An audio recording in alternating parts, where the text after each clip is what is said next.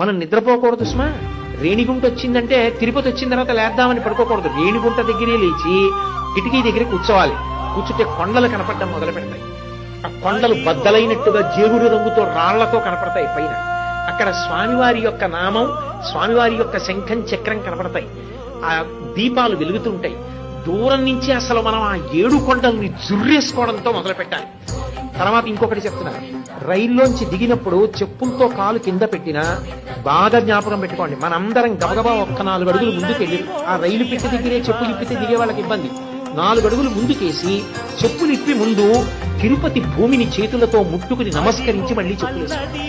తప్ప చెప్పులతోనే నడవాలి. ఆ ప్రదేశం అటువంటి, ఆ తిరుపతి పట్టణం అటువంటిది. శంకర భగవత్పాదులు, అన్నమయ్య, పురంధరదాస్ గారు ఎంతమంది మహాపురుషులు తిరిగిన ప్రదేశం. కాబట్టి ఒక్కసారి మనం కాళ్లతో తొక్కే ముందు, చెప్పులతో తొక్కకుండా పాదములతో స్పృశించే ముందు ఇంతకన్నా దిక్కు లేదని చేతులతో ముట్టుకుని నమస్కరించి చెప్పులే